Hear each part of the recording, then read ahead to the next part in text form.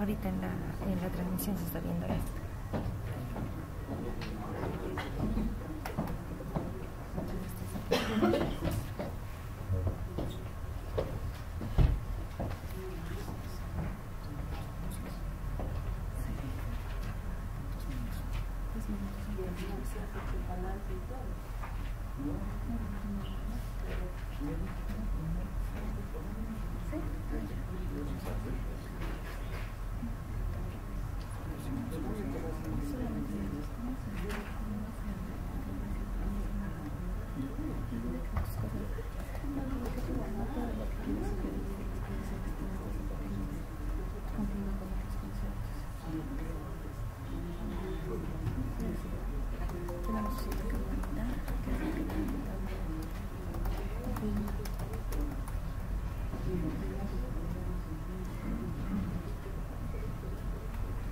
¿Ya está, niña?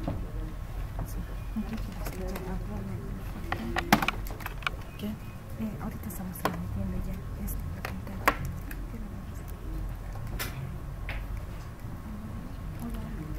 Hola, hola, hola. ¿Ya está? Tiene que estar. Vas a presentar y está presentando esto. Ah, ya. Esto está transmitiendo. Ah, ya. Ahorita lo voy a poner en pantalla, entonces va a mostrar el Excel. Ah, ya, ya, ya. Yo creo que ya lo presentamos, ¿no? Sí. Ya. Sí. Ahora, ver. Entonces que todo puede ir explicando. ¿Quieres que yo te lo vaya pasando? Ah, no, es por el micrófono. ¿A qué hora va a ser el curso?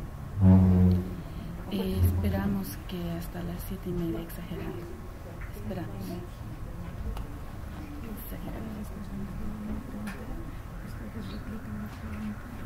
No debe preguntas. Al final va a hacer las preguntas. No puedes.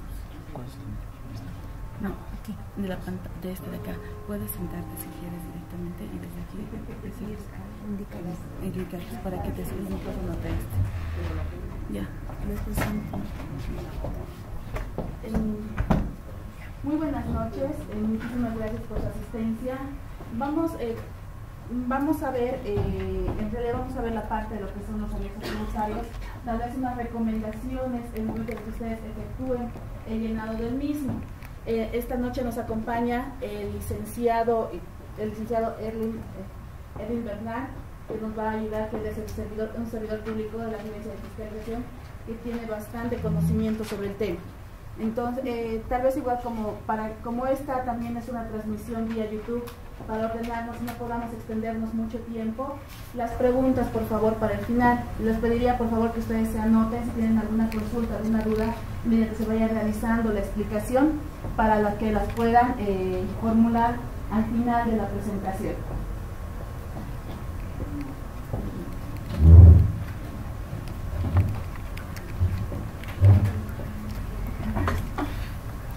Buenas noches a todos.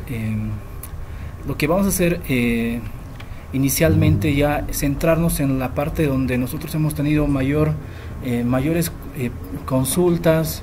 Entendemos que hay algunas columnas, algunos criterios que no están muy claros para ustedes. Entonces lo que vamos a hacer en estas sesiones es prácticamente aclararles, ¿no? Entonces vamos a empezar de manera general explicarles el objetivo que hemos tenido prácticamente con la nueva normativa del tema, lo que es la presentación de la información tributaria complementaria. Como ustedes saben, en el momento cuando surgió el tema de las ITCs, fue en el 2002, ¿ya? Entonces en su momento ya se habían, prácticamente esos anexos ya se han estado vigentes, ¿no? Pero sin embargo, debido a que existía distintas industrias, distintos sectores, ¿no?, de la economía que ameritaban casos especiales, ¿no?, que aplicaban solamente a ciertos sectores. Entonces lo que hicimos es hacer una evaluación, ¿no?, inicialmente, y luego hacer una actualización, porque habían formularios que prácticamente ya no estaban vigentes, ¿no?, y ameritaba, y también se ha modificado el formulario 200, la versión 3, adecuando a la normativa tributaria, donde obviamente también hubo unos cambios, ¿no? Entonces, ese es el primer antecedente para hacer una modificación, y aparte también se busca con esto uniformizar la presentación de la información tributaria complementaria, ¿no? ¿Eso qué implicaba? Por ejemplo, cuando hubo en su momento la información tributaria complementaria, cuando salió igual para su aplicación, hubo muchos problemas, ¿no? Muchos problemas, ¿por qué? Porque habían columnas que no se adecuaban, digamos, a realidades de sectores económicos. Entonces, en ese momento se dio una solución, el cual que podían tranquilamente, en función a la realidad de cada negocio, puedan adecuar o insertar columnas, ¿no? Y se les da la opción de insertar, y al mismo tiempo hicieron prácticamente, muchos contribuyentes hicieron prácticamente del anexo, empezaron a modificar ya también muchas columnas, ¿no? Con la finalidad obviamente de reflejar correctamente la parte contable con la parte de declaraciones juradas. Entonces se hizo una evaluación y resulta que las columnas principales que hubo en su momento, revisando ya distintos sectores económicos que habían presentado los anexos tributarios, teníamos un desfase muy amplio, ¿no? ¿Por qué? Por ejemplo, un ejemplo del anexo 1 nomás, que en su momento tenía un limitado de columnas, hemos llegado a ver a contribuyentes que presentaban prácticamente, tenían 20 columnas, tenían 15, tenían 14, tenían 17, tenían 18, y al final hubo uno máximo que encontramos con 26 columnas, ¿no? Y no solamente fue ese el problema, sino también hubo contribuyentes que no se adecuaba a su realidad con las columnas que había. Entonces, ¿qué hizo? Presentar 3 anexos tributarios, o sea, 3 anexos, pero del mismo anexo 1, para reflejar ciertas actividades que tenían. Obviamente la sumatoria de las 3 le daban un total. Eso lo veíamos de manera física, ¿no? Pero cuando ahora queremos uniformizar y queremos ver, entonces ya fue dificultoso, porque quería ver a través de los anexos cuáles son los contribuyentes que, por ejemplo, realizan exportaciones, ¿no? A través de este anexo. Entonces veía y no podía identificar a quienes realizaban, ¿no? Entonces este anexo, por ejemplo, adelantándonos un poquito, ya refleja esa parte. Ahora, algo que quiero también que sepan, lo que hacemos con los anexos tributarios, el objetivo es prácticamente conciliar la parte contable que están reflejando ustedes versus las declaraciones juradas de impuestos que han realizado, ¿no? Entonces, como les decía, el tema de exportaciones, por ejemplo, para fines contables hay un reconocimiento del momento de la exportación, ¿no?, que tengo que cumplir para poder de manera adecuada hacer la liquidación del IUE, ¿no? Y prácticamente eso va a estar en mi estado financiero, en el estado de resultados, ¿ya? Pero sin embargo, para fines del IVA, una exportación no está grabada, ¿no? Pero sí está en mi estado de resultados como un ingreso. Entonces, lo que ayuda a este formulario, ayuda bastante, va a ser identificar cuáles son las exportaciones, pero registradas como ingresos para fines de grabar, de determinar en este caso la utilidad para el pago del impuesto a las utilidades de las empresas.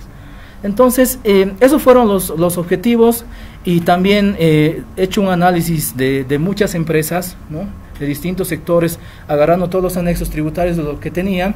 Entonces hicimos y buscamos las columnas que deberían generalmente quedarse, ¿no? Columnas que deberían quedarse de manera fija en este caso, ¿no?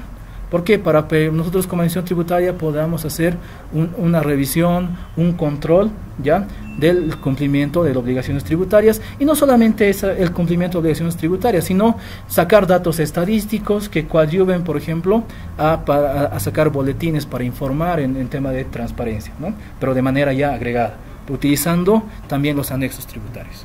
Esos son los antecedentes que les puedo comentar, y ahora lo que vamos a ir avanzando es prácticamente en los anexos que han tenido cambios, ¿no?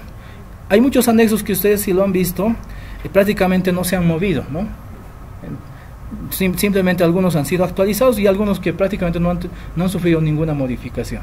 Entonces vamos a ir viendo del tema de lo que es el primer anexo, que es el anexo 1, ¿no? Este anexo 1 nos dice información sobre la determinación del débito fiscal IVA declarado, ¿ya? Eso es lo que voy a presentar, pero voy a partir de ¿dónde? ¿No?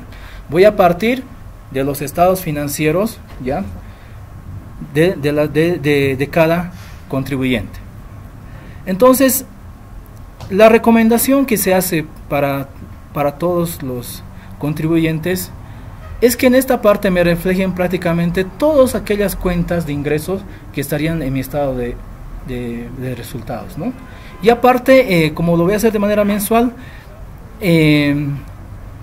reflejar también el tema lo que es de manera mensual esa misma característica. ¿Eso qué implica? Que no solamente yo puedo poner en esta columna la parte de mis ventas, nomás que lo principal que está en el estado de resultados, ¿no? O los ingresos por ventas, ingresos por servicios, exportaciones y todo tipo de denominaciones que las puedan ustedes considerar, ¿no? Entonces lo que interesa acá es poner todo lo que está prácticamente en el haber, ¿no? Y que haya tocado resultados en esta primera columna. ¿Eso qué implica? Voy a tener ventas, puedo tener ingresos no habituales, en este caso puede ser ventas ocasionales de un activo fijo, puedo tener también un ingreso que es por ajuste por inflación, ¿no? En un momento cuando yo aplico la norma contable 3 y resulta que como resultado me da un ingreso, ¿no? Puedo ser, por ejemplo, el tema lo que es, lo que hago es, por ejemplo, cuando hago el mantenimiento del crédito fiscal, me genera una cuenta de ingreso, que es mantenimiento de valor. Entonces esas cuentas también tienen que estar acá reflejadas. Por una sencilla razón. ¿Por qué? Porque este anexo, esta columna que me dice la 1002, ¿no? Prácticamente lo que tendría que yo hacer es prácticamente hacer un cruce con lo que me van a reflejar también en la columna, en el anexo 7, ¿no? Entonces esos dos ingresos deberían estar prácticamente, no tener muchas diferencias. Pueden haber diferencias que sí pueden ser explicadas y todo, pero lo que se apunta es que estos dos no tengan diferencias, ¿ya? Y pasamos. Ahora, ¿qué hago? Lo que voy a hacer es, tengo todos los ingresos, reviso todas las cuentas de haber y tengo que empezar a clasificar, ¿no? A clasificar en distintas columnas. ¿Por qué? Porque como el enfoque de este anexo es el tema del débito fiscal, ¿no? Digo, en este caso el impuesto al valor agregado y la parte del débito fiscal, entonces tengo que buscar aquellas operaciones que prácticamente estén alcanzados por este impuesto, ¿no? Y segregar aquellas que no están alcanzadas, por eso tenemos distintas columnas, ¿no? Por ejemplo, empezamos por el ajuste por inflación, ¿no? En el instructivo les hemos puesto que podrían hacerlo de manera mensual, porque hay muchas empresas por la práctica lo hacen de manera mensual, ¿no? Ya hay dos formas de tener el ajuste por inflación. Por ejemplo, yo tengo mis ventas, pero ese mes lo actualizo por inflación y resulta que ese ingreso por la aplicación del ajuste por inflación va a incrementar, ¿no? Entonces, ¿qué tengo que hacer? Porque la venta en realidad la que tenía que haber facturado es sin el ajuste por inflación. Entonces tengo que excluir. Y eso es lo que está haciendo, es prácticamente excluir esa columna. Hacer el análisis y empezar a excluir, ¿no? Entonces, con eso, ¿qué estoy haciendo? O sea, ¿por qué estoy excluyendo el ajuste por inflación? ¿Por qué? Porque no se encuentra dentro del objeto del IVA, ¿no? ¿Por qué? Porque no es una venta de un bien, no es una prestación de servicio, no es otra prestación, ¿no?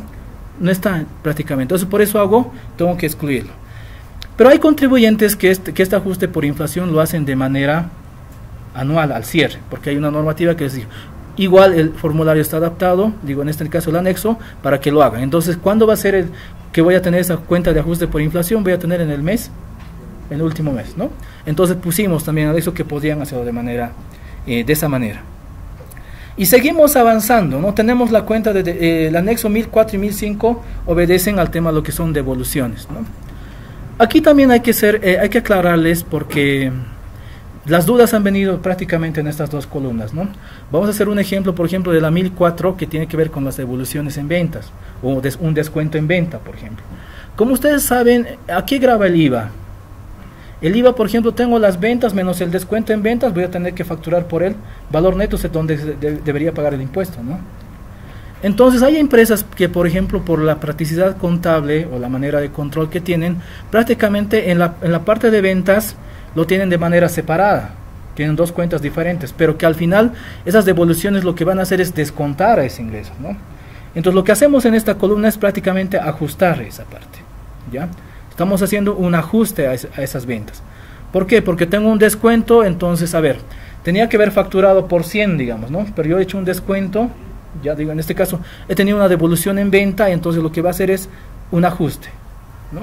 Y amerita un ajuste. Entonces, aquellas empresas que obviamente en el estado de resultados muchas veces ya lo tienen neteado esta parte, ¿no? Y si lo tienen ya neteado de devoluciones y de descuentos, ya no es necesario que yo abra esta columna, ¿ya? Pero si en el caso no la tengo neteada, la tenga separada, entonces esta columna lo que va a hacer es prácticamente ajustarme a ese punto. Para eso son aplicables estas dos columnas. Lo mismo sucede con las devoluciones y descuentos obtenidos en compras, ¿no? Entonces, esa parte tienen que tenerlo muy claro. ¿Por qué? Porque estas columnas puede ser que sean aplicables para algunos y no puedan ser aplicables para otras. O puede ser por la practicidad contable, ya tengo un valor neto ya en el estado de resultados, neto de las devoluciones en ventas, ya tengo un valor. Entonces no merito hacer el ajuste, ¿ya? Entonces eso es opcional. Generalmente estas dos columnas ha sido producto de mucha gente nos ha empezado a hacer consultas, nos han empezado a decir los problemas que tienen, la forma en que operan y que el anterior anexo no consideraba, ¿no? Entonces he hecho una evaluación adicional y hemos considerado que es pertinente poner esas dos columnas. ¿Pero por qué? ¿No? Como el objetivo principal es de uniformarles a todos, entonces este anexo prácticamente se está adecuando a todo tipo de contribuyentes, ¿no? De distintos sectores, que en algunos casos les va a aplicar y en algunos casos no, ¿no? Entonces tienen que considerar también ese análisis para poder llenar de manera adecuada este anexo 1. Y seguimos avanzando. La cuenta 1007, por ejemplo, dice ingresos devengados en el periodo facturados en periodos anteriores. Esta columna prácticamente se aplica más en el tema lo que es, a ver, empezaremos de la 1006, ¿no? Perdón. Dice ingresos devengados en el periodo no facturados. Y resulta que por la práctica administrativa y todo de muchas empresas sucede esta situación, ¿no? Porque he realizado el servicio el último mes, pero la contabilidad de manera automática ya ha reconocido el ingreso. Pero está pendiente ¿de qué? De facturación. Entonces, pero está en mi estado de resultados, sí está. Entonces, eso también tengo que hacer una regularización, porque está ya reconocido como ingreso, pero que lo que le falta es facturar, y que se va a facturar prácticamente en el siguiente periodo, ¿no? Ese tipo de operaciones es la que se tiene que reflejar en esta columna, que es la 1006, ¿ya?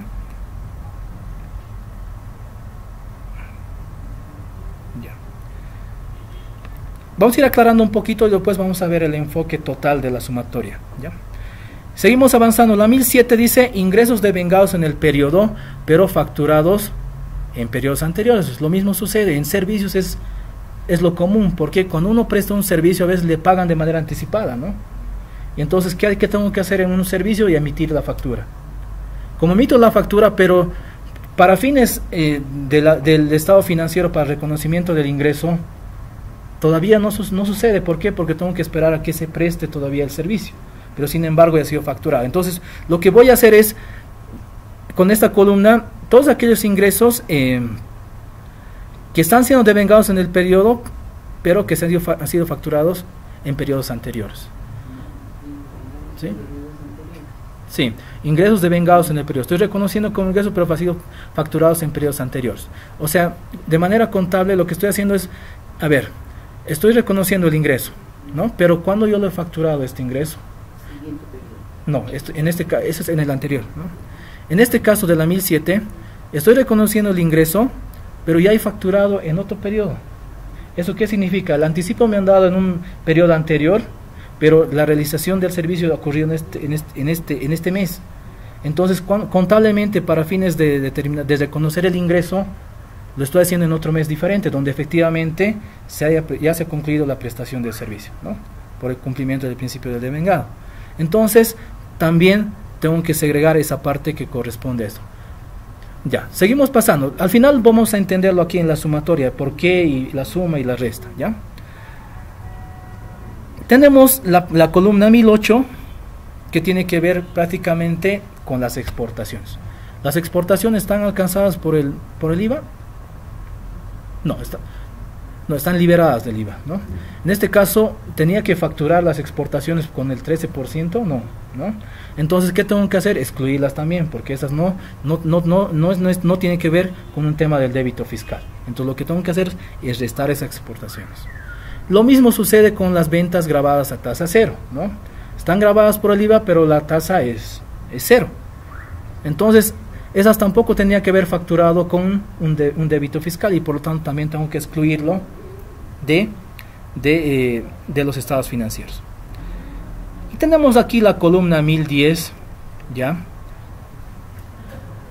Que prácticamente eso tiene que ver con una parte con la parte contable y una parte con la parte de lo que es resultados, perdón, y otra parte con lo que es el movimiento, lo que son activos, ¿no? ¿Cuándo sucede? Por ejemplo, si ustedes venden un activo, digamos que que han comprado, pero por el valor, o sea, por el debajo del costo que han obtenido, pero ¿tienen la obligación de facturar? Sí, ¿no? Pero haciendo el cálculo resulta que te arroja una pérdida, ¿no? Por venta de activos fijos. Ya, porque has vendido por debajo de lo que has adquirido, más el cálculo de la depreciación y todo, resulta que sale un resultado negativo, que dice que va a ser pérdida por venta de activos fijos, por ejemplo, ¿no?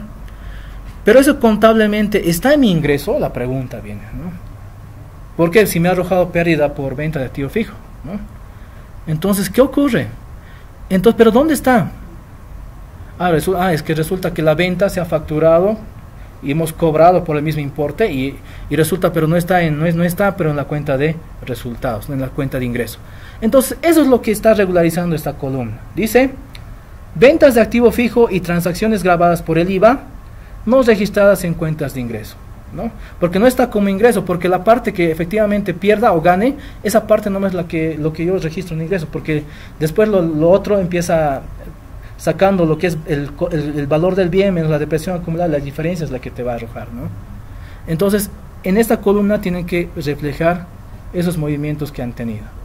Dice bien claro, dice, ventas de activo fijo es uno, que es lo común, y transacciones grabadas por IVA, hay transacciones grabadas por el IVA, pero que no están registradas en cuentas de ingreso.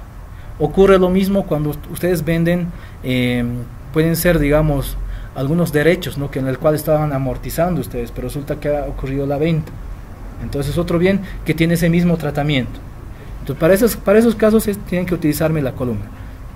¿Ya? Seguimos pasando, tenemos los otros ingresos no grabados, ¿no? Entonces aquí se pueden presentar muchos ingresos no grabados, por ejemplo, ¿no? Que los que prácticamente no están alcanzados por el IVA. Por ejemplo, los intereses de las entidades financieras, ¿no? Que prácticamente van a ir a esta columna. Pero pueden presentarse muchas operaciones, ¿no? Entonces, y puedo poner en esta columna muchas operaciones, ya que no estén grabadas por el IVA. Entonces, lo que hace esta columna es prácticamente, adicionalmente dice detallame qué concepto estás poniendo como otro ingreso no grabado, ¿no? Si puede ser el caso de las entidades los intereses de las entidades financieras, prácticamente voy a detallar aquí intereses por préstamos de una entidad financiera, ¿no? Entonces estoy aclarando qué es lo que estoy poniendo dentro del concepto de no grabado, ¿no? Que obviamente como no está grabado con el IVA tengo que restarlo, ¿no? Y esa es prácticamente la aplicación.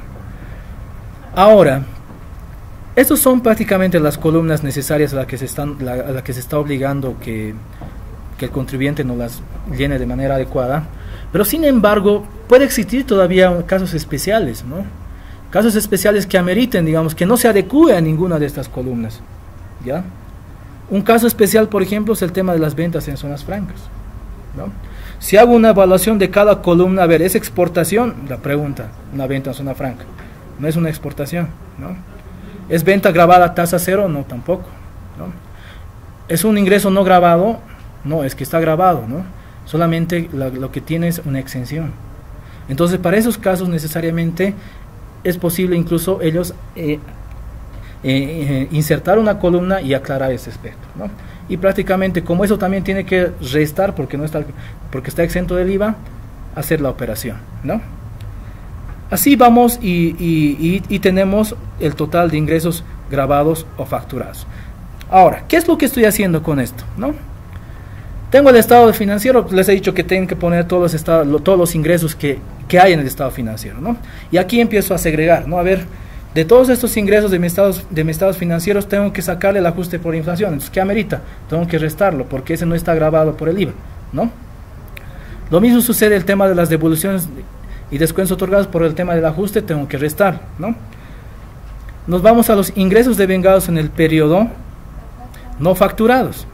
¿Qué tengo que hacer con la columna E en este caso?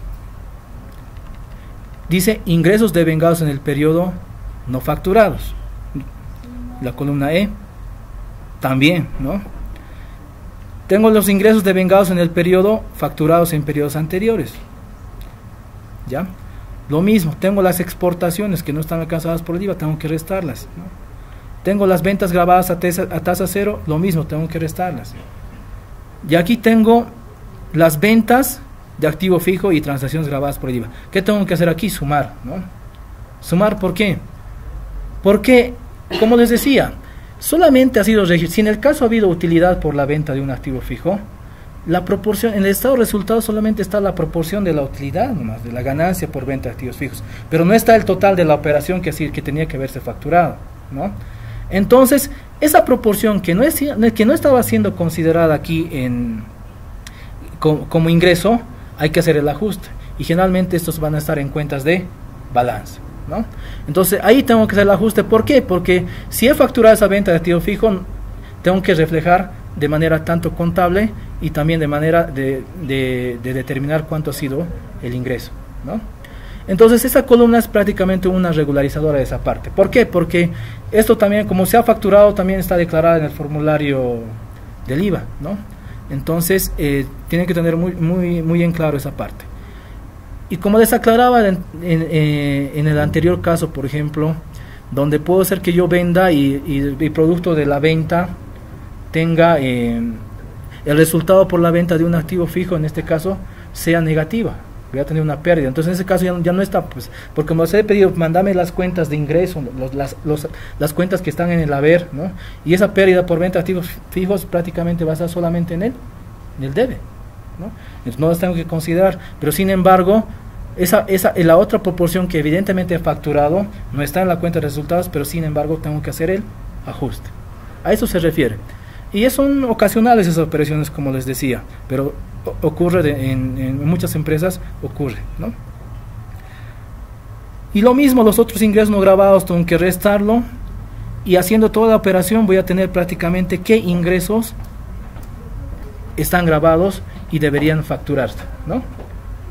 Y tengo la columna 1012 para eso.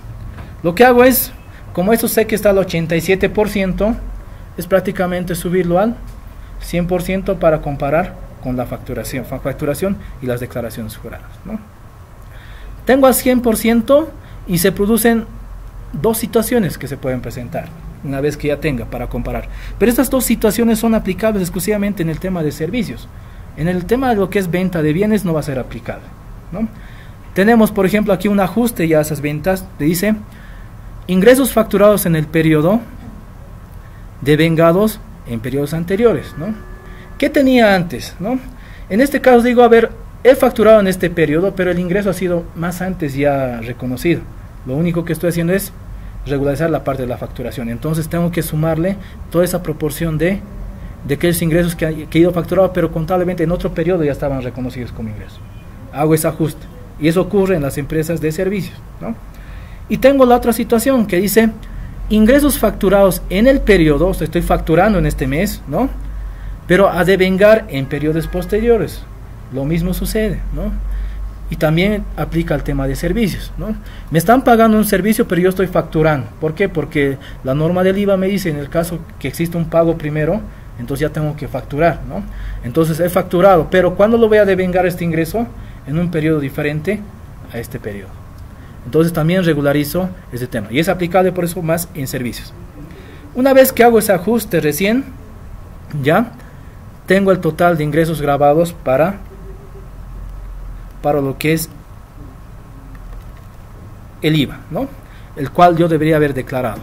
Pero como ustedes saben que el formulario versión 3 ya contempla el tema de la parte del débito fiscal, ¿no? Si han dado cuenta, ¿sí?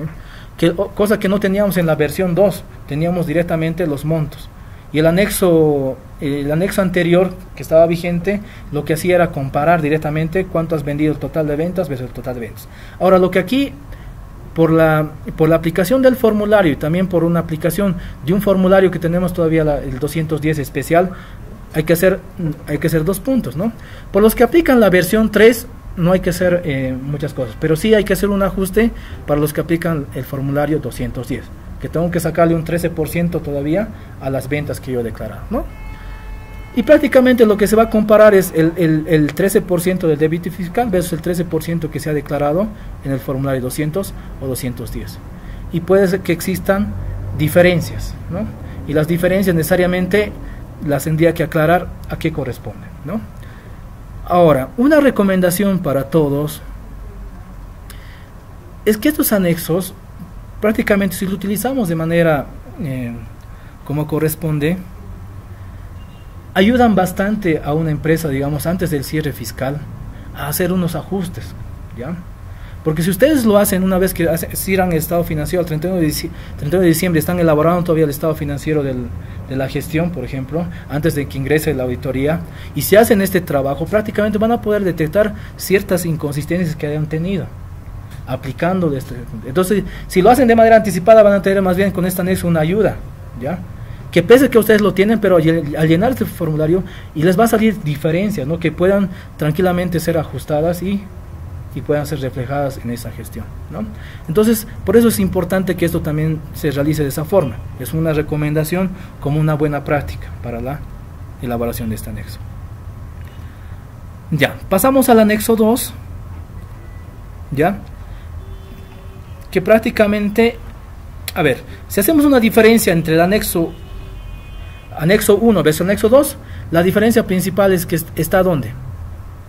En el tema de aquí trabajo con el estado financiero, pero a un valor del 87%, que podemos llamar, y hablo de más voy manejando esos importes, pero en el caso de este anexo, solamente me concentro en el 13%, o sea, en el 13% nomás, ¿no? Ya no manejo aquí montos como el 87 y eso que manejo en el anexo 1. Ahora, tiene 2 objetivos este anexo. ¿Ya? Un objetivo es de controlar su saldo contable versus el saldo que efectivamente me están declarando en las declaraciones juradas, y otra es la parte de lo que ha sido la compensación versus el débito fiscal. Entonces tengo la casilla de la columna 2002, ¿no? Dice saldo de crédito fiscal al inicio del mes según mayores, ¿no? Reviso mi cuenta de crédito fiscal y resulta que tengo un saldo, ¿no? Muchas veces no lo puedo tener si es que en el caso no hubiera tenido saldo. Entonces, ¿qué tengo que hacer? Prácticamente registro esa parte, y también este saldo prácticamente para ser utilizado y compensado en meses posteriores tengo que hacer una actualización, ¿no? Y esa actualización, obviamente, ¿qué va a hacer? Va a incrementar mi saldo de mi crédito fiscal. Entonces, le ponemos qué parte está incrementando la parte de crédito fiscal, ¿no?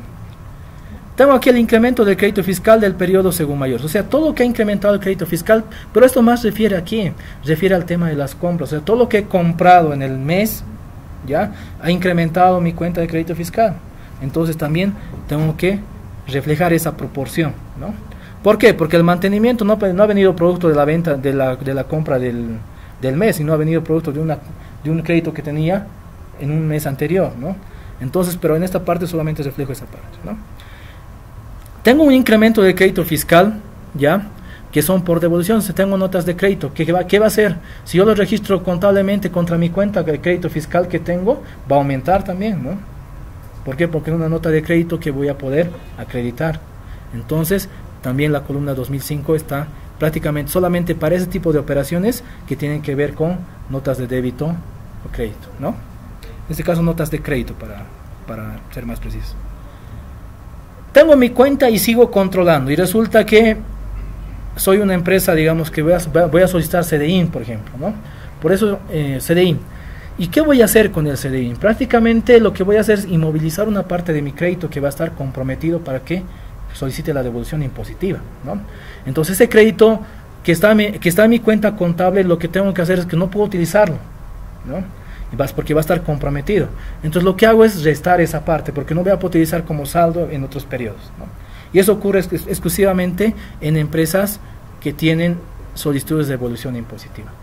Como les decía, este anexo está adecuado prácticamente a todo tipo de empresas, ¿ya? Por eso es que esas van a aplicar las empresas que exportan y que efectivamente soliciten devolución impositiva. Entonces, como solicitan devoluciones impositivas, comprometen crédito fiscal, ¿ya? Pero hay momentos donde dicen, han incumplido ya sea un requisito, o caso contrario han desistido de la solicitud de devolución impositiva. Lo que quieren es volver a utilizar ese crédito, ¿no? Entonces lo que voy a hacer es, va a haber una restitución de crédito fiscal. Entonces, ¿qué va a hacer esa restitución? Aumentar también mi crédito fiscal para poder utilizar o compensar con mercado interno o con las ventas que tengan los meses siguientes, ¿no? Eso es lo que hace prácticamente, y es controlar al final cuánto he compensado. Tenía un crédito fiscal, pero he compensado una parte con el débito fiscal, y al final me va a arrojar un saldo de mi cuenta de manera contable, cuánto debería tener. Si en el caso he compensado todo, no voy a tener un saldo, ¿no? Pero si en el caso tengo crédito, voy a tener un saldo. Y eso es lo que hace la primera parte, ¿no? Esa es la primera parte de controlar, ¿no? Como les decía, tengo un saldo de crédito fiscal, aumenta por el mantenimiento del valor, va a aumentar por las compras del mes, ¿ya? También va a aumentar porque tengo notas de crédito, va a incrementar mi crédito fiscal, ¿ya? Pero voy a disminuir, ¿por qué? Porque voy a comprometer para devolución impositiva, ¿ya? Pero también va a aumentar si en el caso tengo restitución de crédito fiscal, ¿no? Voy a aumentar, entonces mi cuenta de crédito fiscal sigue creciendo. Y aquí hemos puesto un tema, lo que es una columnita de la 2008, que es el tema de reversiones, ¿ya? Muchas veces es necesario, de manera contable pueden ocurrir muchas transacciones que ameritan de hacer un ajuste a mi cuenta de crédito fiscal, ¿no? Entonces pueden haber muchos motivos, ¿ya? Entonces para eso hemos puesto, pónganlo la parte, todo lo que han revertido y que no se adecua a estas columnas, pónganmelos y díganme, y les decimos, señálenme por qué son las reversiones, ¿no? Pueden ser por muchos criterios, no sé, muchas operaciones que se puedan presentar dependiendo de la naturaleza de cada contribuyente, ¿ya? Ahora, ya, pero también a veces mi cuenta de crédito fiscal se ve influenciada por el tema de un crédito fiscal por facturas correspondiente a meses anteriores, ¿no?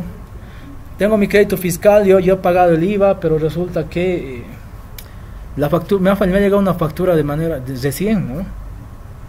Me ha llegado de manera recién, pero es un crédito, una factura siempre tiene un crédito fiscal porque tengo que separar la parte del costo del bien, ¿no? ¿Qué hago? Muchas empresas tienen distintas prácticas, ¿no? Hay algunos que directamente contabilizan ese crédito fiscal como crédito fiscal, pero saben que esa proporción es no voy a poder utilizar para acreditar. Entonces, ¿qué hacen? Hacen una cuenta transitoria o cambian una cuenta que lo llaman crédito fiscal no deducible o crédito fiscal no computado oportunamente, o la denominación que las quieran llamar, ¿no? Pero tienen una cuenta de control en el cual están registrando. Entonces también me tienen que informar en la 2011 ese tipo de créditos fiscales, ¿no? El 2012 es la inversa de lo que ocurre con el otro. Y tenemos un saldo ajustado de crédito fiscal, que prácticamente lo que voy a hacer es, a ver, dice la columna C más el D, ¿no? ¿Qué es lo que me va a incrementar en el mes para poder declarar crédito fiscal? Las compras que he tenido en el mes, ¿no? Porque los otros ya están declarados en formularios. Entonces lo que está diciendo con esta columna, con la 2013 se está haciendo ese análisis, ¿no? ¿Cuánto ha incrementado tu crédito fiscal y por qué situaciones ha disminuido en ese mes? Y también por qué situaciones ha incrementado, porque con las notas de crédito, a ver, vamos a revisar esta parte de lo que es la fórmula, ¿no? Tengo el crédito fiscal del mes, que va a ser la columna C, lo que he generado en el mes, ¿no? Las compras. Tengo la columna D, que prácticamente me han llegado notas de crédito que voy a poder acreditar en ese mes, ¿no? ¿ya? Y aparte, pero voy a restar de aquellas compras que he tenido en el mes, pero que les he mandado pero que corresponde a meses, como les decía, no puedo computarlas esos créditos fiscales. Entonces, lo que hago es restar, ¿no? Y también sumar los créditos fiscales por facturas registradas en meses posteriores. Perfecto. Y al final tengo el crédito fiscal declarado en el periodo según el formulario 210 y busco también la diferencia, ¿no? ¿Cuánto ha sido mi crédito fiscal que he generado en este mes versus cuánto he declarado en el formulario 200? Y me salen las diferencias, ¿no? Ya. Entonces es importante que ustedes, en la práctica se ve, hay muchas empresas que manejan de manera global una cuenta de crédito fiscal, ¿no? Pero ya se ha visto que la práctica en algunas empresas también tienen dos cuentas de crédito fiscal, ¿no? Una que es crédito fiscal, la más común, y tengo un crédito fiscal no deducible, lo llaman, ¿no? Pero eso directamente va a ir a resultados. Entonces, si quiero informar en ese anexo, prácticamente voy a esa columna y ya voy a tener ya informada la columna 2005, ¿ya? Pero también hay muchas empresas que para fines de control tienen muchas cuentas, ¿no? Tienen distintas cuentas que les ayuda a controlar, pero son parte de un grupo de cuentas que se llama crédito fiscal. Ahí tiene el tema de mantenimiento de valor, el crédito fiscal del mes, crédito fiscal por recuperar, crédito fiscal recibido, tengo crédito fiscal comprometido, restituciones de crédito fiscal y todas esas situaciones que se presentan. Entonces, para ellos va a ser más fácil llenar este formulario, pero para las que generalmente tienen una sola cuenta, entonces hay que empezar a analizar operaciones por operaciones, ¿ya? Eso sí, eso es en el tema lo que es el anexo 2, ¿ya? Y pasamos al anexo 3, ¿no? Ya. El anexo 3 prácticamente no ha sufrido ningún cambio, simplemente se le ha puesto una columna de identificador, que es la 3000, desde la 3001 hasta la 3014. Entonces, es aplicable, como ustedes conocen, a la proporcionalidad del IVA, ¿no? A la parte de lo que es el crédito fiscal. Aplicable por empresas de transporte internacional que están grabadas por tasa cero, aplicables para entidades financieras, y hay contribuyentes que sí van a aplicar esa parte, pero ya no van a aplicar el anexo 2, simplemente se van a concentrar en el anexo 3. Como les decía, no ha sufrido cambios y se mantiene este formulario. Entonces vamos a pasar al siguiente anexo para ver los cambios que se han insertado. Algo que ha llamado mucho la atención también ha sido respecto a este anexo, ¿no? ¿Por qué? Porque este anexo, el anexo 4, obviamente, independientemente de la actualización, hubo, por ejemplo, el tema de lo que es la comparación de un valor neto versus un valor bruto que está en las declaraciones juradas. Y como ustedes conocen, el impuesto a las transacciones grava el valor bruto, ¿no? Pero acá el instructivo me está diciendo que estos datos los saque de la columna O menos la columna D, ¿no? Pero si ustedes revisan del anexo 1 la columna O y la columna D, ya, nos vamos aquí a revisar la columna O, ya, que prácticamente es el ingreso no grabado para el IVA, ya, que en realidad debería estar todo grabado, ¿no? Como está grabado para el IVA, también en muchos casos todo está grabado para el IT, pero hay algunas consideraciones que vamos a ver, ya. Entonces lo que hago es esta columna, pero esta columna, ¿cuánto está?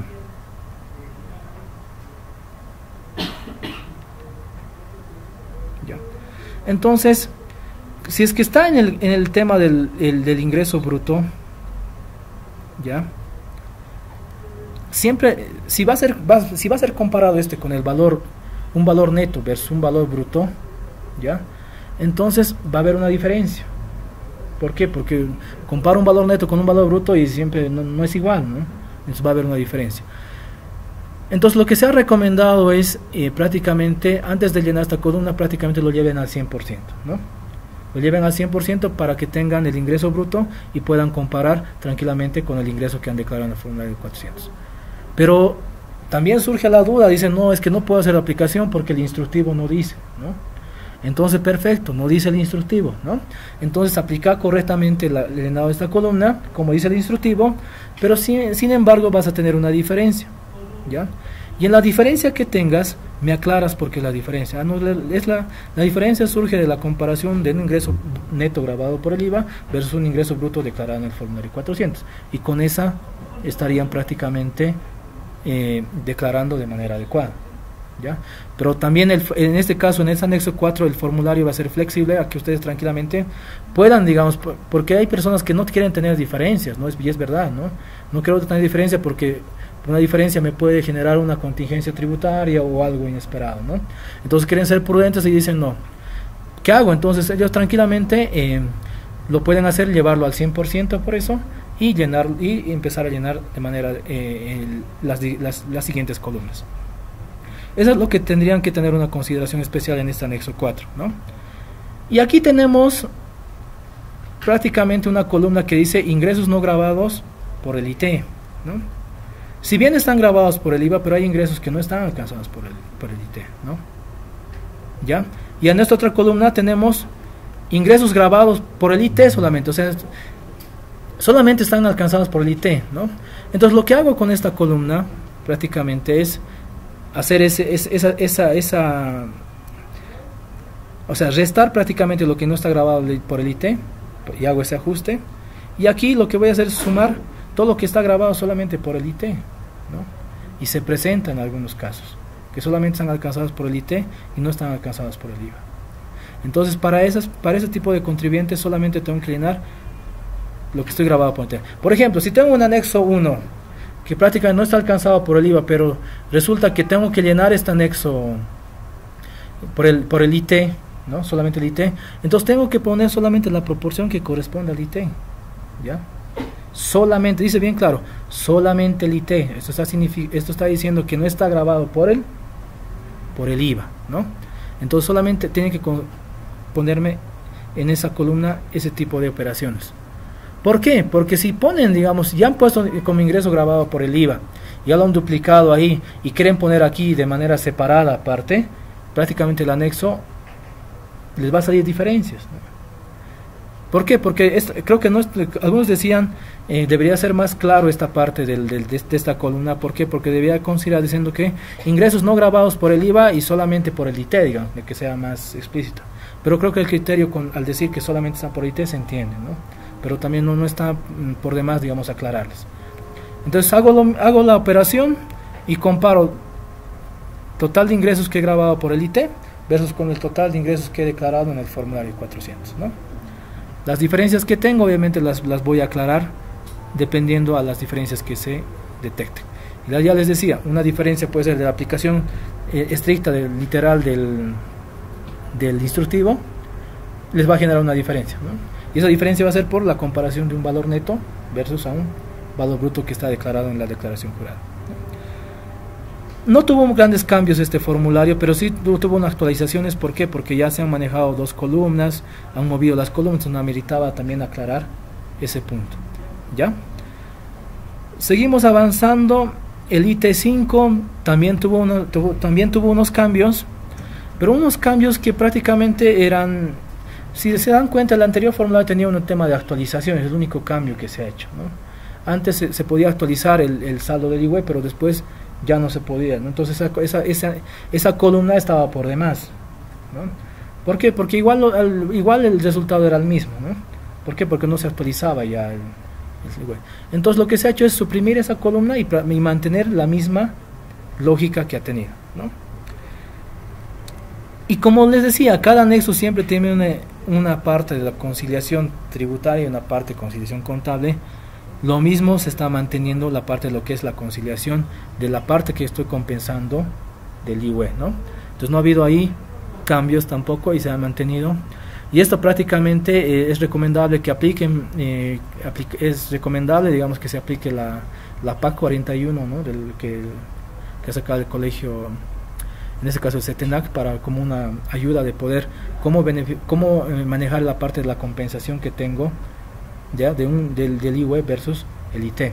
¿Para qué? Para un llenado de manera adecuada esta parte, lo que es que es una conciliación de la cuenta contable versus la declaración jurada también, ¿no? Es una recomendación porque hemos visto que esto no han podido llenarlo muchos porque no utilizaban, no tenían esa práctica, ¿no? Pero sí es importante que lo hagan. ¿Por qué? Porque vamos a ver cómo está la parte contable, cómo estás manejando esos temas, y es necesario aclararlas en este anexo. Ya. tenemos el anexo 6, que sufrió también una actualización y una inserción de una nueva columna, ¿no?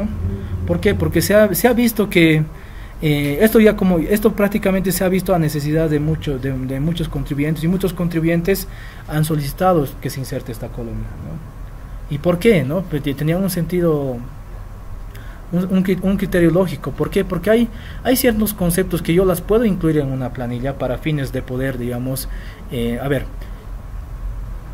el tema del formulario 608 prácticamente aplica a todo lo que son dependientes, ¿no? ¿Sí? Entonces, para poder acreditar ciertos pagos que yo tengo, lo puedo presentar mediante un formulario 110, un crédito fiscal que me puede servir para acreditar si es que en el caso resulte tenga que pagar el impuesto como dependiente, ¿no? Entonces, lo que hace eso es muchas veces incluyen en las planillas. ¿Por qué? Porque para utilizar, digamos, por ejemplo, en el caso de las vacaciones, por ejemplo, ¿no? Generalmente cuando ustedes están haciendo un finiquito, pagan todas las indemnizaciones que no están alcanzadas por ISA, pero resulta que les debías vacaciones y le quieres pagar en el finiquito, ¿no? Entonces, ¿qué hago? En el finiquito pongo la parte de vacación, pero esa parte de la vacación está alcanzada por el RC/IVA. Entonces, lo que yo tengo que hacer como contribuyente es retener ese impuesto, ¿no? Y si tengo que retener, ¿en qué formulario tengo que declarar? Y es un dependiente, entonces tiene que ser en el 608. Entonces, a raíz de eso, esa es la sugerencia o la justificación con la cual se han pedido de que se incluya en este anexo, ¿no? Y ese es prácticamente el gran cambio que ha habido en este anexo, ¿ya? Ahora, el otro temita que ha surgido también en este anexo es, por ejemplo, ustedes saben que el 608 solamente cuando tenga que pagar el impuesto retenido, tengo que presentar la declaración jurada, ¿no? Pero decían, pero es que yo no retengo, pero tengo que presentar, estoy llenando el anexo, pero resulta que no he presentado ni un formulario 608, dice, ¿no? ¿Por qué? Porque no he tenido que retener el IVA y me sale la diferencia, ¿no? Entonces ahí te va a salir la diferencia, obvio, porque no has presentado el formulario 208, y en la diferencia tranquilamente aclaras de que aquí obviamente tu formulario va a estar 000, y acá la diferencia que no estabas obligado a la presentación de la declaración jurada debido a que no tenías un importe que imposar, ¿no? Sí. Eso es importante que lo conozcan, pero sin embargo tienen que enviar la parte de lo que son los sueldos, los bonos, horas extras, todo lo que está alcanzado por el RC/IVA, ¿no? Esas son prácticamente las aclaraciones que habría que hacer respecto a lo que es el anexo 6, y pasamos al anexo 7. Ya. En el anexo 7, ya, por ejemplo, prácticamente no ha habido un cambio, ¿no? Solo lo que se ha hecho es prácticamente colocarle más un identificador arriba para poder ver el tema, lo que es identificar a las columnas, ya. Y lo que se recomienda, como les decía anteriormente, es que todos esos ingresos que están acá, por ejemplo, puedo tener ingresos, descuentos en ventas, ingresos financieros, puedo tener un ajuste por inflación que me da como cuenta ingreso, ¿no? Puedo tener mantenimiento de valor, puedo tener inversiones y mucho tipo de ingresos, ¿no? Pero para fines del IVA obviamente tengo que empezar a hacer la clasificación, ¿no? Por eso es importante que todo lo que genere ingreso vaya a la parte de donde señala ingresos, ¿ya? Y ese monto total debería en lo posible estar cuadrando con el anexo 1, ¿no? ¿Por qué? Porque en el anexo 1 también estoy partiendo de lo mismo, pero la parte de solamente ingresos, ¿no? Pero ¿para qué? Con el objetivo de qué, de ver de qué debería estar grabado con el IVA y qué no, ¿no? Con ese objetivo. Entonces, este monto prácticamente tendría que estar cuadrando con el total, la sumatoria de estos total de ingresos, ¿no? Aquí tenemos un ejercicio que está a medias, pero que quería aclararles, ese es el objetivo, ¿no? Y aparte de esto, como les decía, hemos abierto dos anexos más, pero que son prácticamente informativos, ¿no? ¿Ya? Y que tiene que ver con el anexo, prácticamente llamado anexo 8 ahora, ¿ya? Que lo único que va a hacer es detallarnos, ¿no? ¿Por qué? Porque en esta parte, en el anexo 7, generalmente las empresas lo hacen de manera global, ¿no? Hay algunas empresas que lo abren un poquito más a detalle, pero hay otras que directamente manejan montos globales, ¿no?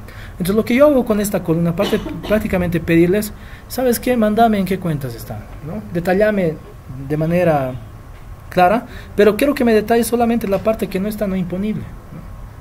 Detallame qué cuentas están, y si tienes un código de cuenta contable, mándame ese código de cuenta contable, ¿ya? ¿Qué se llama esa tu cuenta contable? Y ya. Por ejemplo, ¿no? Puedo tener, por ejemplo, aquí podemos hacer un ejemplo. Puedo poner ingresos, ¿ya? Percibidos, no sé si están percibidos en el exterior, ¿ya? Puedo tener esta cuenta en el anexo 7, ¿ya? Puedo poner aquí, por ejemplo, aquí poner ingresos percibidos en el exterior, ¿no?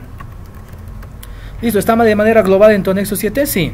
Y todo va a ser, en este caso, va a ser, por ejemplo, si es ingreso que no es de fuente boliviana, entonces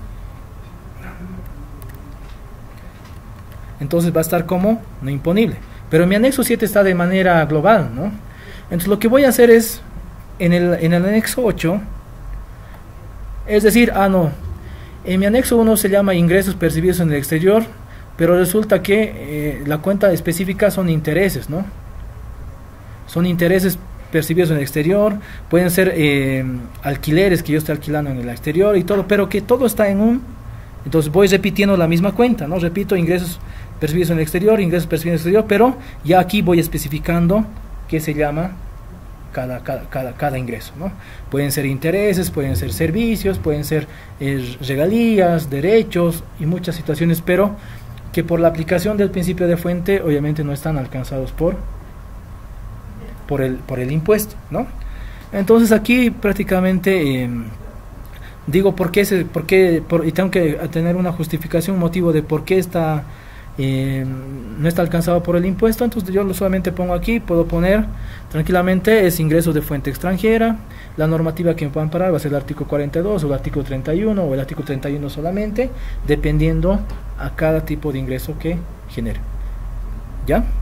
Entonces una casilla informativa que va a ir aclarando prácticamente lo que va a hacer en este anexo es detallar ya más a detalle, ¿ya? Lo que yo he declarado en el anexo 7, como les decía, ¿no? Y la forma de declarar es prácticamente haciendo esta práctica.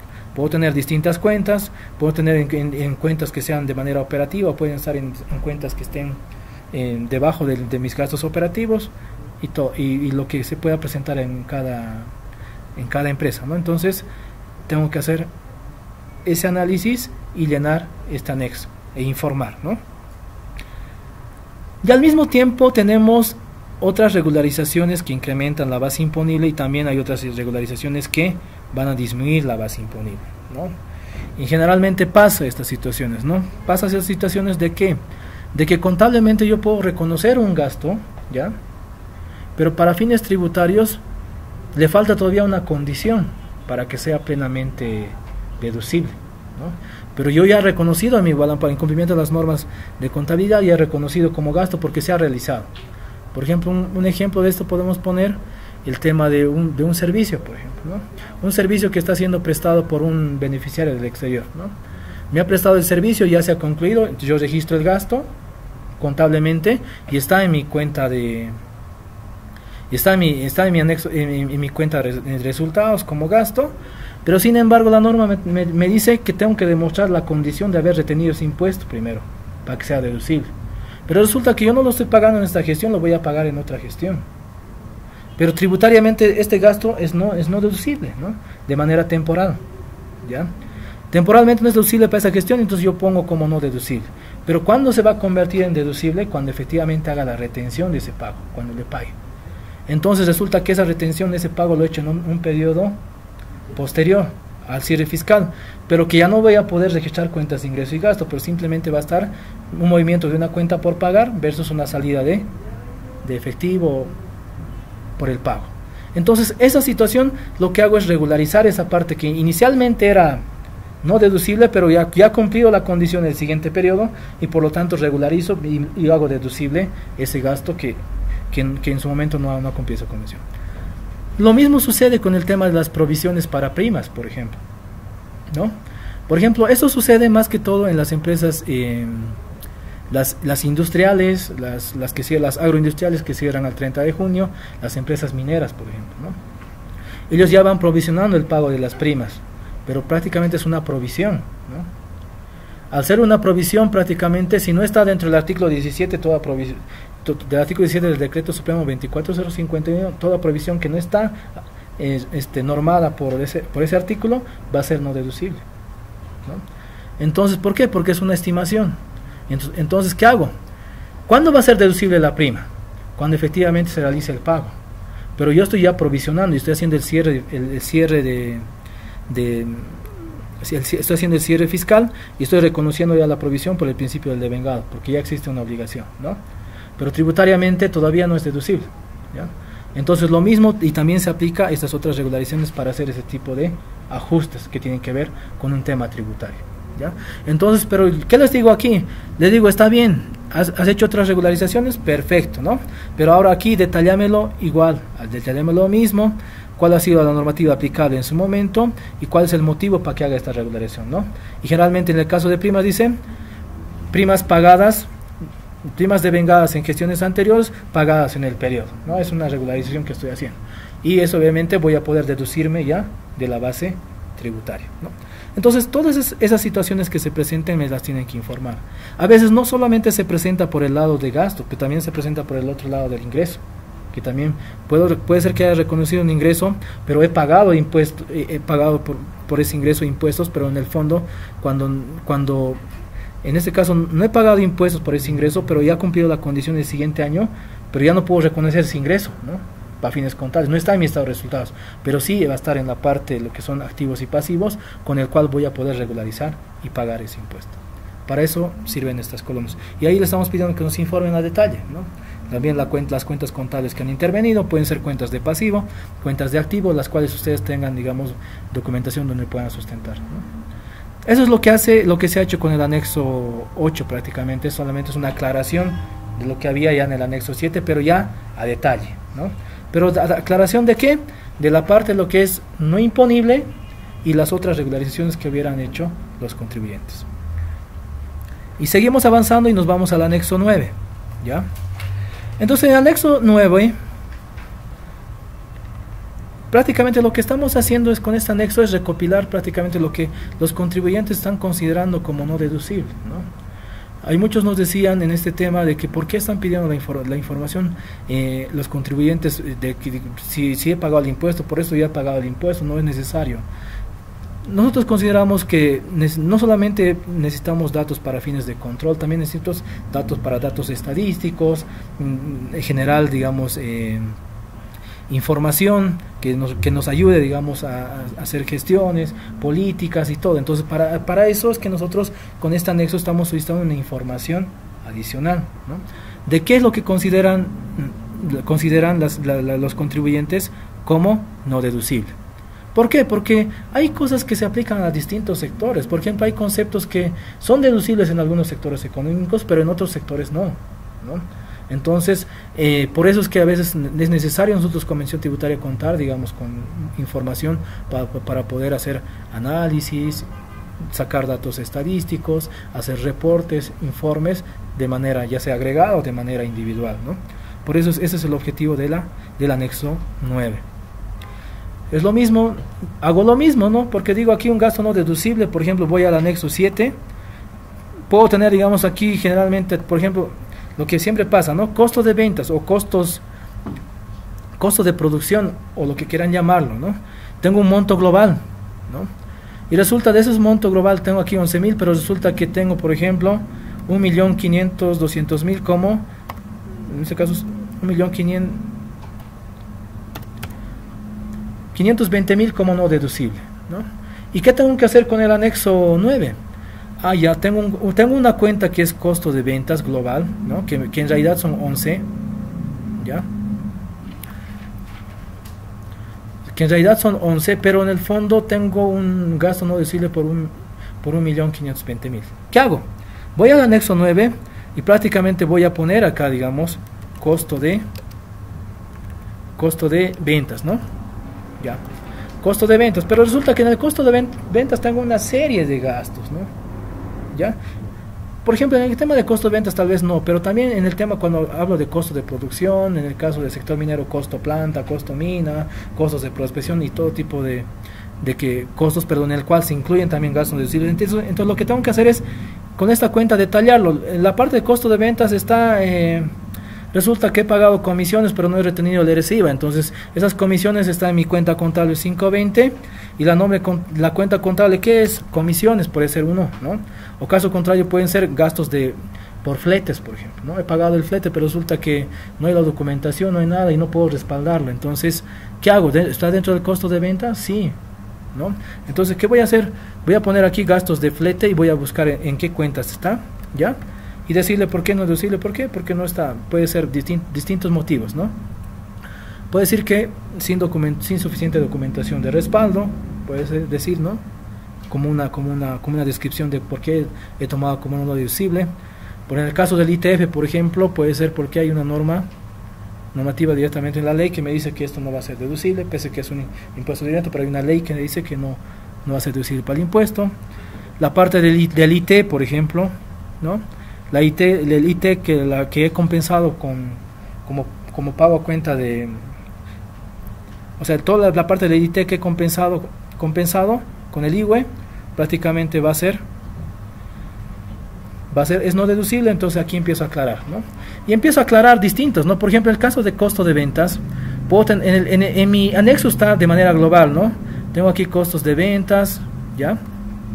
Y puedo tener una serie de gastos, entonces si está asociado a ese mismo grupo que está en el anexo 7, entonces aquí tengo que empezar a detallar. Gasto de flete, puedo tener aquí comisiones que estoy pagando, ya, pero que son no deducibles. Entonces empiezo a segregar, pero de manera detallada. Eso es lo que tengo que llenar yo en el anexo 9, que prácticamente solamente es detallar lo que ya he mostrado en el anexo 7, ¿no? Esos son los nuevos anexos que se hubieran incrementado a los 13 anteriores que había, porque si se dan cuenta no ha habido un cambio, no nos hemos impuesto nada, solamente estamos pidiendo que nos aclaren, ¿no? Ahora, aclaren pero de manera más detallada. Seguimos pasando y llegamos al IWB, ¿ya? Es importante también aclarar este anexo, ¿ya? Porque este anexo refiere prácticamente a los pagos a beneficiarios del exterior, ¿no? Excepto pero las actividades parcialmente realizadas en el país, ¿no? A ver, ¿por qué es necesario aclarar este anexo? ¿Por qué? Porque en su llenado tenían distintas interpretaciones, ¿no? Por ejemplo, el tema de intereses, por ejemplo, ¿ya? A ver, les diré un poquito las columnas, refrescaremos un poquito las columnas y luego vamos a empezar a detallar cada una, ¿no? Tengo aquí intereses, ¿ya? Que estoy pagando a beneficiarios del exterior, servicios y otros que podrían ser regalías, royalties, otro tipo de rentas de fuente boliviana, pero que tengo que pagar a beneficiarios del exterior. Y el tema de dividendos, que también pueden ser empresas nacionales que generen dividendos, pero resulta que los accionistas sean del exterior. Entonces, al momento que remese su utilidad, también tengo que pagar el impuesto, en este caso retener el impuesto, ¿no? Tengo el total, ¿ya? Y aquí tengo una cuenta de beneficiarios locales que les voy a aclarar más a detalle, ¿no? Tenemos una cuenta de beneficiarios exentos del exterior, ¿ya? Y tengo el total del lo que tengo que, del monto que tengo que retener. Ahora, en función a las consultas que ha habido de los contribuyentes, es por eso que estamos aclarando este tema, ¿no? Por ejemplo, aquí nos dice importes según estados financieros, ¿no? Nos está hablando, cuando hablamos de estados financieros, estamos hablando de un conjunto de balance general, estado de resultados, estado de flujo de efectivo, evolución del patrimonio, más todas las notas que están acompañando, ¿no? Pero sin embargo, en el instructivo, si ustedes leen, habla un tema de gasto, ¿no? Dice solamente las columnas A, B, C deben registrarse por el tema de gasto, dice, ¿no? Pero, ¿qué pasa con las empresas, por ejemplo, de exploración, las empresas mineras, o hay empresas que están, en este caso, invirtiendo, pero que no están generando todavía utilidades, prácticamente su estado de resultados está sin movimiento, pero sin embargo están capitalizando gastos, ¿no? Que en el futuro van a poder utilizar a través de amortizaciones, dependiendo el tipo de negocio que haya. Por ejemplo, si nos vamos a una empresa minera o una empresa petrolera que está realizando gastos de exploración, por ejemplo, una petrolera, por ejemplo, está realizando gastos de exploración, pero sin embargo está empezando a contratar gente de afuera, ¿no? Están trayendo geólogos, especialistas en el área, están alquilando equipos sofisticados y todo ese tema, pero sin embargo, ¿dónde están yendo todos esos gastos? No estoy registrando en mi cuenta no estoy poniendo en mi estado de resultados como gastos, ¿no? Pero sí estoy acumulando estoy capitalizando estos gastos y estoy generando en una cuenta de activo para ver cuánto me está costando prácticamente realizar toda una exploración, para en el futuro, cuando tenga una viabilidad económica, ¿no? Y ya empiece a explotar, empiece esto a amortizar en función a lo que vaya explotando, ¿no?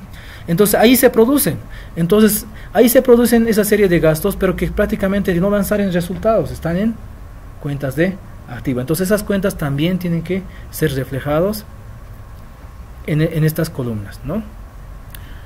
Ahora, la otra aclaración que quiero hacerles respecto a este anexo es prácticamente por la práctica que han ido haciendo muchas empresas. Prácticamente veían la cuenta de intereses ya sea en el mayor, en el mayor prácticamente, o en el balance de sumas y saldos, o algo, veían la cuenta de intereses, lo ponían el total ahí, ¿no? Ponían el total y dice pongan la cuenta de intereses, en servicios lo mismo, atrás dividendos y todo.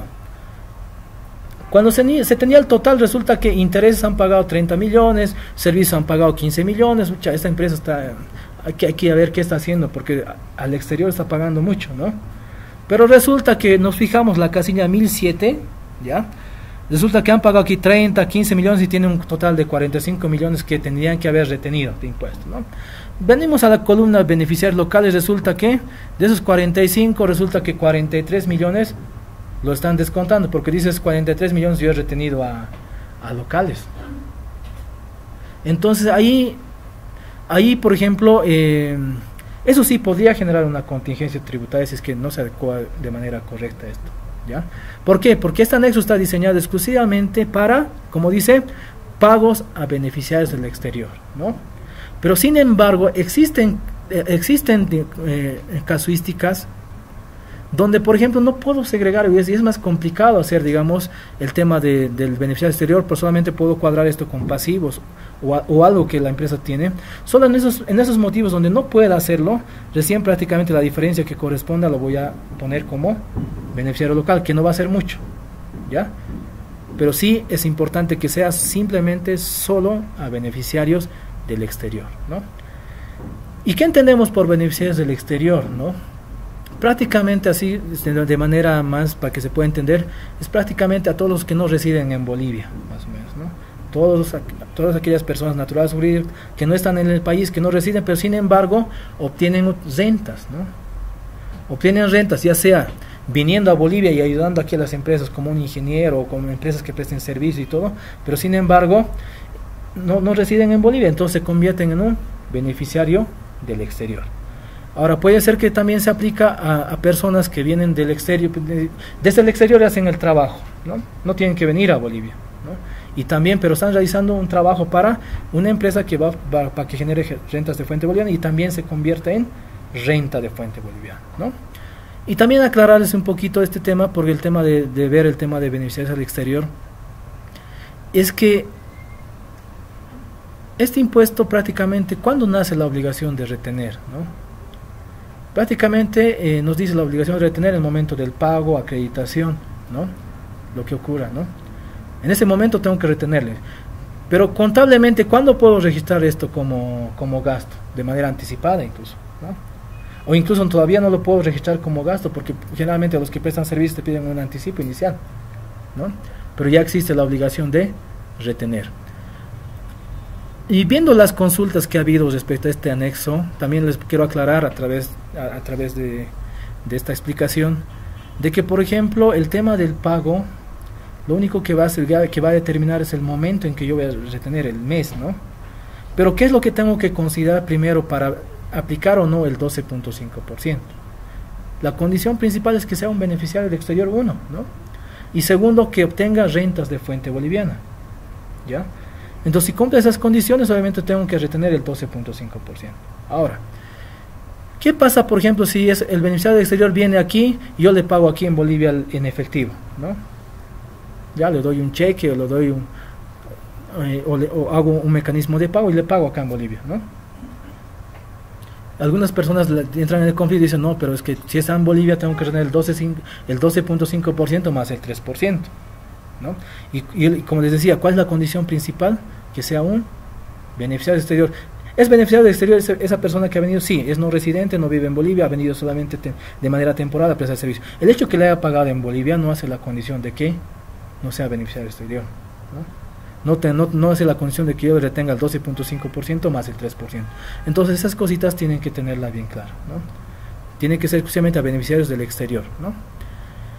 Ahora, seguimos yendo en el tema de dividendos. Obviamente en esta columna generalmente también había algunas dudas, porque ¿qué pasa con las sucursales de empresas extranjeras, por ejemplo, ¿no?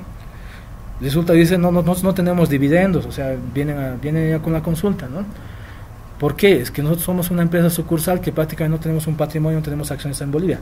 Nuestros accionistas, prácticamente nosotros dependemos patrimonialmente de una empresa que está afuera, solamente somos sucursal, tenemos solamente una asignación patrimonial. Entonces, para mí no son dividendos. ¿Dónde pongo esa información? Entonces, la columna de dividendos no solamente va a contemplar ese tema, sino también va a contemplar ese tipo de rendimientos que le llaman, ¿no? ¿Por qué? Porque una sucursal de una compañía extranjera patrimonialmente depende de una empresa del exterior, pero realiza sus operaciones. Pero para determinar la renta de fuente boliviana y pague el IUE, obviamente la normativa señala bien claro que tienen que, de manera separada de su casa matriz, tienen que presentar un estado financiero para determinar el resultado. Y ese resultado no va a ser dividendos, ¿no? Para cuando el momento que tengan que remesar, sino van a ser rendimientos, ¿ya? Que también se pueden considerar en la columna dividendos. Ya, esas son las cositas importantes de este anexo, y también vamos a aclarar en la columna 10.008, perdón, que tiene que ver con el beneficiario del exterior exentos.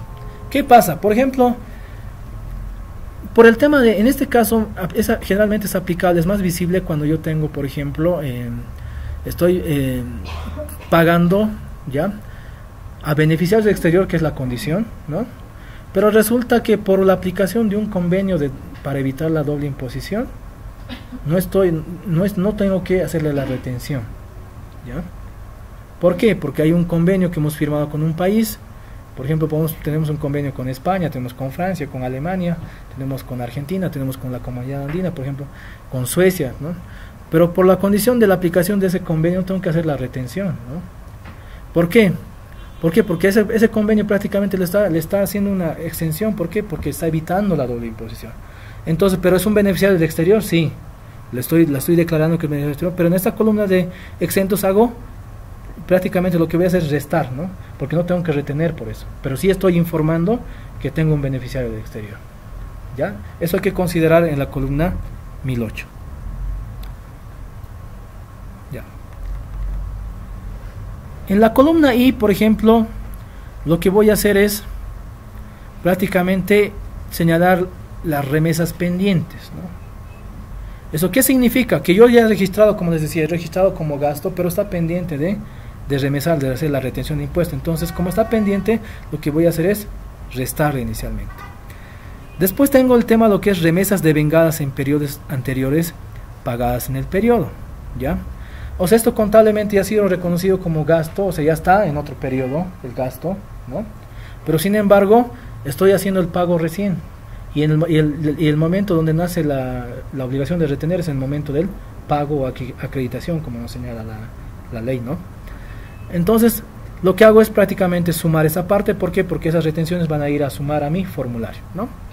Tengo el total de importes remesado y la comparo con el formulario 530, que es para el tema de pago a beneficiarios del exterior.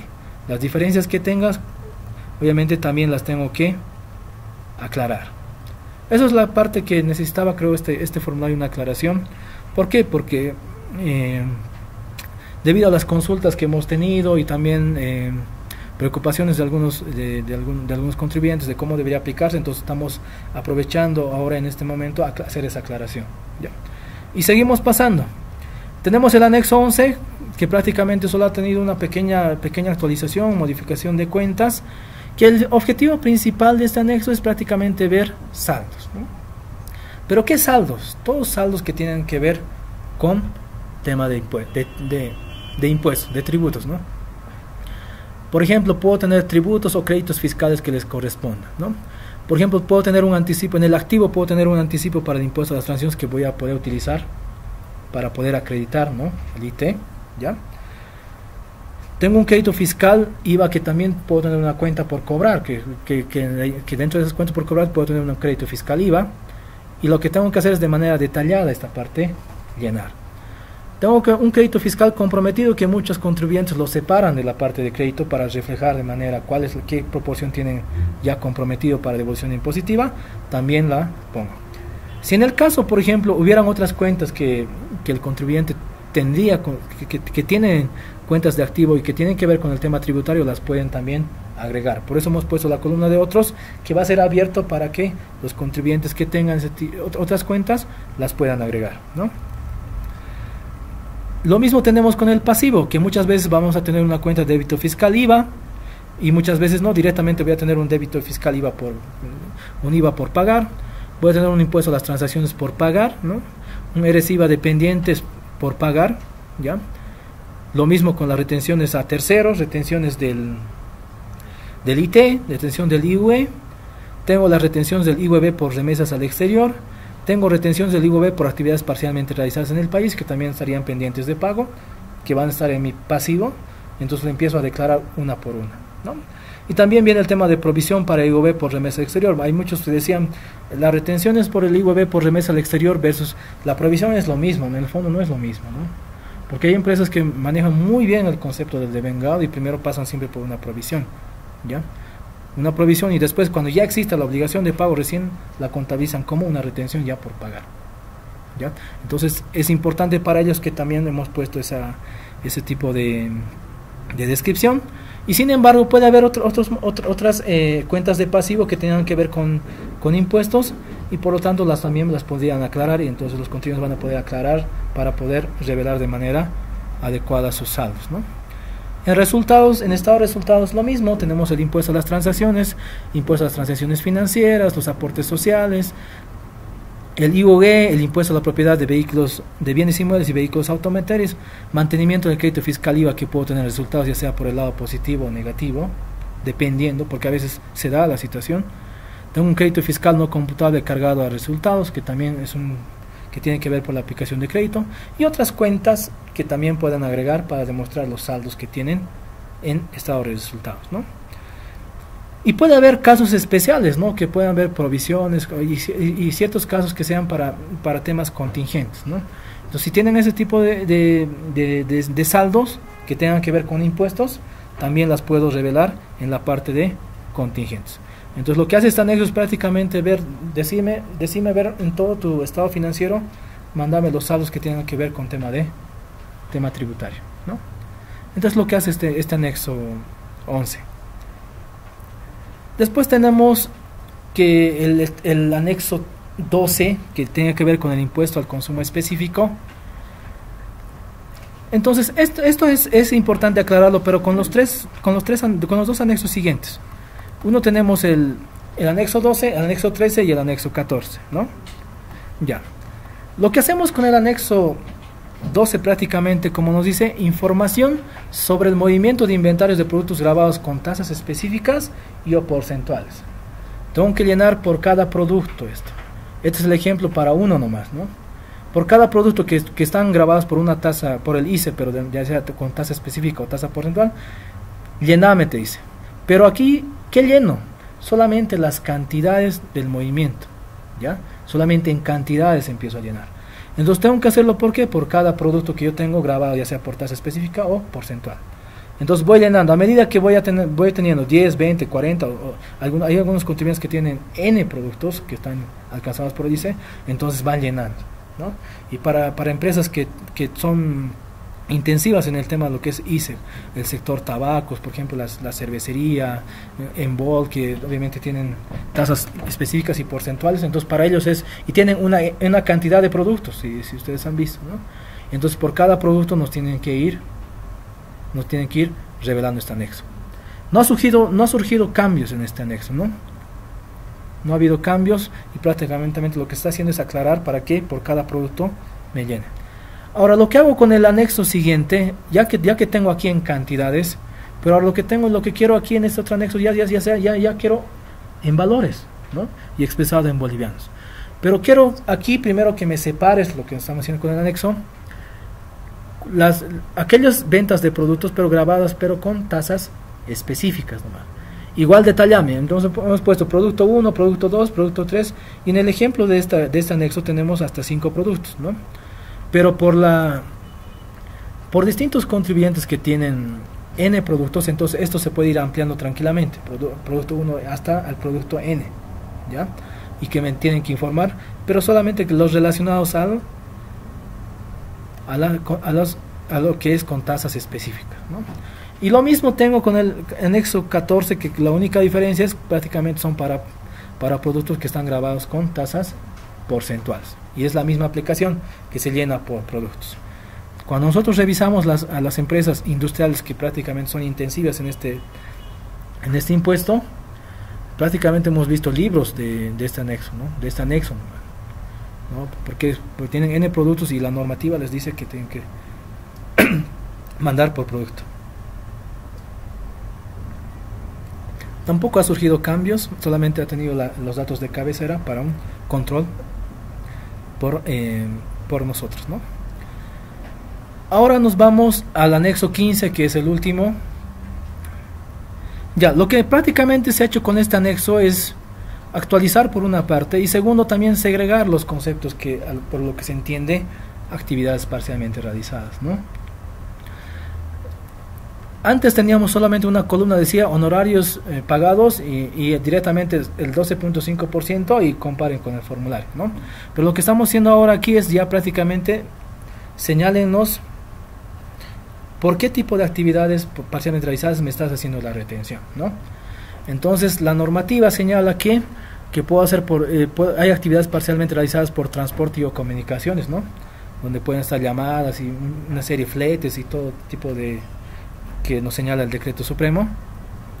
El tema de lo que son agencias internacionales de noticias cuando se conecten de aquí con cadenas internacionales y todo, ¿ya? Empresas extranjeras de seguro, ¿no? Y también tenemos otras actividades parcialmente realizadas que generalmente están por el lado de lo que son el tema, lo que es que tiene que ver con temas de cine, ¿no? Y lo que hago es separar, pero separar la parte de todo lo que tenga que ver por actividad parcialmente realizada que yo pague, que prácticamente si fuera solamente un servicio de afuera tendría que retener el 12.5%. Pero como es una actividad parcialmente realizada, donde no se puede discriminar qué proporción ha sido la parte que corresponde de renta de fuente boliviana, entonces hay presunciones, ¿no? Entonces la presunción, haciendo el cálculo, nos da una tasa efectiva del 2.5%, que es para que cuando yo pague. O sea, ¿qué significa cuando yo pago? Me va a afectar a la parte de gasto, ¿ya? Plenamente gasto. Voy a pagar, por ejemplo, el tema del transporte internacional, por ejemplo, si vemos como un ejemplo, pero resulta que yo quiero traer desde Perú o desde Colombia, digamos, importar bienes, ¿no? Pero contrato un transportista, pero no contrato a una empresa boliviana, contrato a una empresa que está en Colombia que realiza también ese tramo de transporte internacional. Pero como se llama un tráfico internacional, el origen va a ser Colombia y el destino va a ser Bolivia, también hay una actividad parcialmente realizada. No tengo que retener por ese transporte un 12.5%. Tengo que retener ¿cuánto? Como es una actividad parcialmente realizada, 2.5%. Porque ha tenido un origen y un destino que ha acabado en Bolivia. Entonces, esos gastos para mí van a ser gastos, pero también tengo que retener el 2.5%, ¿no? Pongo y segrego en la columna que corresponda. Lo común que se ve en este tipo de gastos es por la columna 15.002, que lo podemos ver, porque aquí tenemos una serie de gastos dependiendo de cada empresa, ¿ya? Y también tenemos la parte de lo que es empresas extranjeras de seguros, o sea, contrato el seguro lo mismo, o sea, contrato un seguro desde China hasta la aduana del Alto o una zona franca, por ejemplo, ¿no? Veremos la aduana del Alto, pero he contratado el seguro por todo ese trayecto. Entonces, como ha pasado a distintos países y también ha entrado a nuestro país, se convierte automáticamente en una actividad parcialmente realizada, ¿no? Entonces ese tipo de retenciones también las tengo que expresar en estas columnas, ¿no? Y lo que hago es, tengo el monto total y saco el 2.5% como una tasa de efectiva, es prácticamente y comparo con el impuesto declarado en el formulario 550 y las diferencias que me arrojen las pongo las aclaro, ¿no? Pero en este caso es una casilla más, esta parte es más informativa para nosotros, pero pues se pueden presentar, digamos, algunos temas que tal vez no se ha hecho correctamente la retención, ¿no? O muchas empresas, por ejemplo, las que acreditan servicio contra servicio, simplemente no hacen la retención por el total, ¿no? Sino solamente por la proporción que efectivamente han remesado, hacen la retención. Entonces esas empresas nos tienen que informar en cada columna cuál es la proporción que ha generado la parte de gasto, ¿ya? Eso sería con respecto a los 15 anexos. Espero que les haya aclarado respecto a su llenado y también o los objetivos que se tiene con estos anexos. ¿Y tendríamos algo más? ¿Tenemos algo más? Sí, no sé si tienen algunas consultas puntuales. ¿No tienen algunas consultas puntuales? Una consulta. Adelante. Sobre beneficiarios del exterior, usted habla sobre rentas. Y entendemos que las rentas son utilidades que se aplican en este caso el 12.5. ¿Qué pasa en el caso de las remesas? ¿Es lo mismo? No. ¿O se aplica el 2.5? No. A ver, creo que es importante la pregunta que realizas, porque el concepto que se aplica a renta de fuente boliviana, ¿ya? No todo lo que yo remese al exterior está grabado por el impuesto. Eso creo que no es así la aplicación, ¿no? Como les decía, primero tiene que haber un beneficiario del exterior, ¿no? Lo segundo es que haya obtenido una renta de fuente boliviana. ¿Qué significa al obtener renta boliviana? Que primero haya venido a Bolivia y haya prestado un servicio, o haya obtenido intereses o algo, ¿ya? O caso contrario, desde el exterior ha sido contratado en el exterior mismo para que te lo haga un estudio, ya sea de un área de exploración o algo, pero que ese beneficiario del exterior ha obtenido una renta ¿de qué? De fuente boliviana, ¿no? Y entonces en el momento que yo haga su pago, ahí tengo que hacer la retención del 12.5%, ¿ya? Es importante conocer primero qué es renta. Primero es determinar, uno, que sea beneficiario del exterior. Segundo, qué tipo de renta ha obtenido. Y es más, si esa renta es de fuente boliviana, nada más. Y el tema del pago, en el momento que envíe, es que nace la obligación de retener, ¿ya? Sí. Bueno, muchas gracias a todos. Bueno,